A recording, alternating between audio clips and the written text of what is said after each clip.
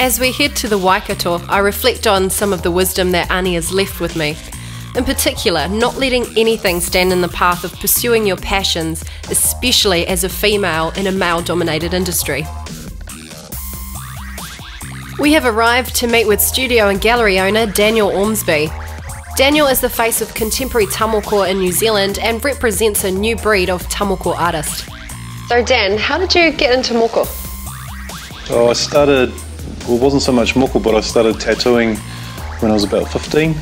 I can't even remember how old I was. Just tattooing my mates and myself. The first experience wasn't that flash, and probably wasn't officially the first because the tattoo never came out. No, I think his pillow got more of a tattoo than he did, and there was nothing there the next day. So when was it that you decided to focus more on moko? Well, it was a few years later, so I put it aside on my 21st birthday. I tattooed my last person. It was years later after I'd been carving and I matured, and then I decided I was ready to have another crack at it. By that time, machines had changed. You could get machines and you had access to people that had been tattooing. It just kind of blossomed from there. Right. And how does carving influence the work that you do? The influence is huge on moko. So I dedicated myself to Māori art for about 10 years at least, maybe a little bit more. And so my headspace was different. I'd matured. I hadn't rushed to tattoo or moko. I was requested to, which was a difference. And I think maturity was the main, respect for others. And my experiences of when I was young and the bad experiences made me, I went out of my way to do things right as best as I could. Yeah. It's a big life changer. Yeah, well, it's been my life. It's fed my kids, it's fed myself. Most people I know and my reputation, who I am, is based on it. It's not so much about success, or it's more about making sure that when that person leaves, I can look them in the eye and I can live with myself. The pressure is enormous. Well, I find the pressure huge.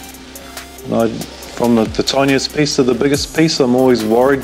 I don't want to stuff it up. Confidence, and it's all about that person that you're putting it on.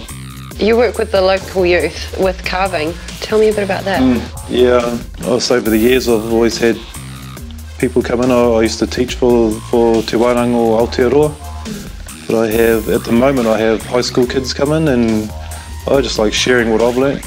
I know it's benefited my life, and I just like to share that.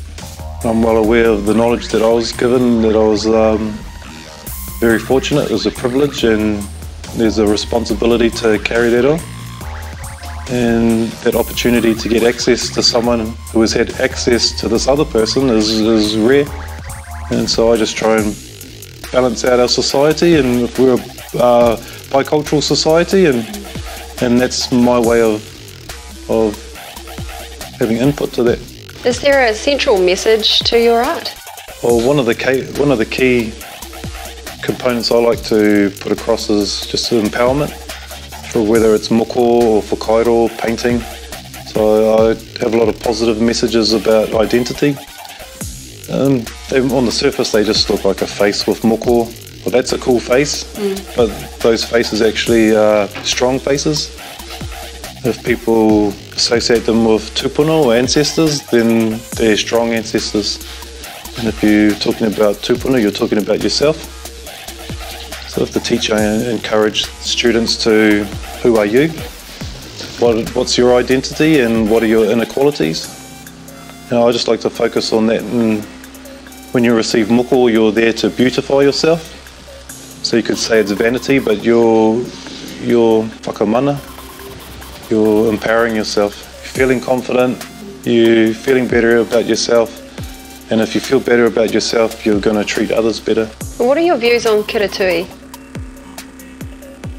My views are very much the same. I look at the person sitting in front of me, and I don't judge them on, they want it because it's beautiful, and they want to be beautiful. And yes, it's Māori culture, and that's my culture, but I'm also half Pākehā, so I see that aspect too, because the Pākehā side of me loves it. So, and it depends on how I see myself. I don't see myself as Māori or Pākehā a lot of the time. I just see myself as a creative person. It's only when I stop and think I'm Māori that I'm Māori. So when I'm in the creative zone, I don't think those things at all. It's later on when the work's done and others are looking at it and they start saying things.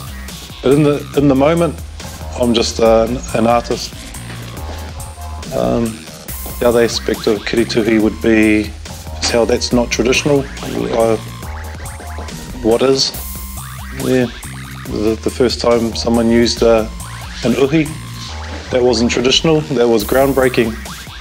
So we always have to be moving forward. And I've always been a person that's just a little bit out there, not way out there, but just over the horizon. And I've gotten a lot of growlings, but then I found that it all catches up. And what I was doing was what everyone's doing a month later. So feeling comfortable about my place in the moko world. I've got a firm foothold in both, and done with respect, so it keeps me safe. You've been really busy this year with setting up this art gallery. Can you tell me a little bit about it? Okay, the art gallery is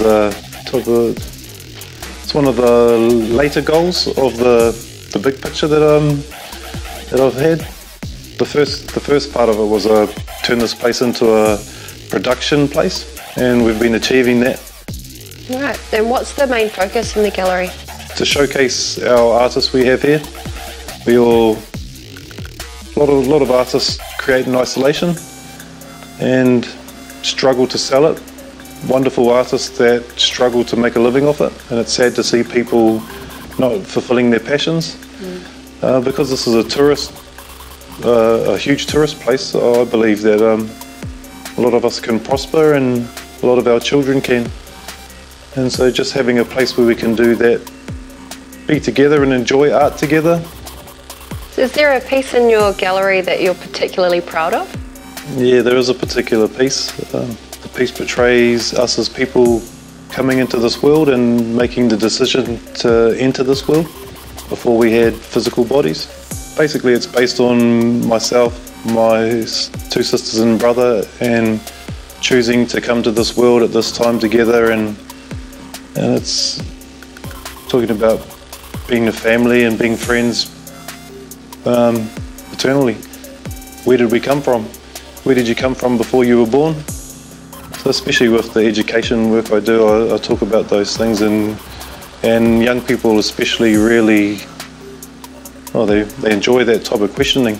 In older times they did ask those questions, and I think they might have had more of an idea.